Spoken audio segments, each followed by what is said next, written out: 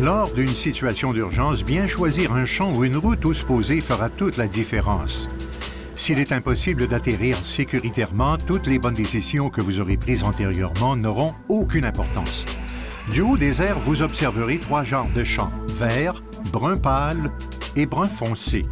Savoir ce que ces couleurs représentent vous aidera à identifier le terrain qui vous offrira les meilleures chances de survie.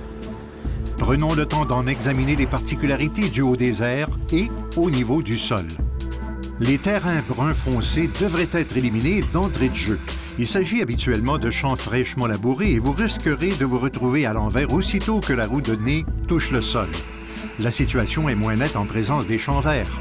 Un champ de gazon cultivé sera vraisemblablement aussi uni et exempt d'obstacles qu'une piste d'atterrissage gazonnée. Par contre, il se peut qu'un champ vert soit recouvert d'une récolte sur pied qui pourrait vous faire faire un tonneau.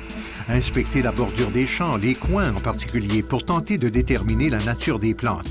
Comme il est impossible d'en juger la hauteur du haut des airs, il est préférable d'éviter les champs cultivés. Finalement, repérez les animaux d'élevage.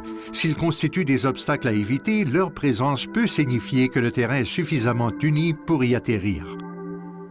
Vous augmentez vos chances de succès avec les champs bruns pâles puisqu'ils sont plus susceptibles d'offrir une surface assez ferme pour supporter un aéronef. Essayez de repérer une section rectiligne suffisamment longue et exempte de bottes de foin, de bétail ou d'obstacles et soyez aux aguets des inégalités du sol. Retenez qu'à mesure que s'assèche un champ récemment labouré, sa couleur passera du brun foncé au brun pâle et que des sillons profonds peuvent mettre votre sécurité en péril. Atterrir sur une route est une option souvent écartée. De nombreux pilotes craignent la présence de lignes de transport d'électricité. Sachez que celles qui longent les routes ne posent généralement pas de problème car elles sont normalement posées à plus de 20 pieds du bord de la route. Avec une envergure moyenne inférieure à 20 pieds par côté, un aéronef se posant au centre de la route court peu de risque de heurter un poteau. Par contre, les lignes électriques qui croisent souvent les routes aux intersections ou à proximité des maisons posent de véritables dangers. En conséquence, prévoyez vous poser au-delà de ces obstacles afin d'augmenter vos chances de les esquiver. La capacité de décider rapidement où se poser est une habileté qui se développe avec la pratique. Prenez le temps d'observer des champs du haut des airs, puis de nouveau au sol.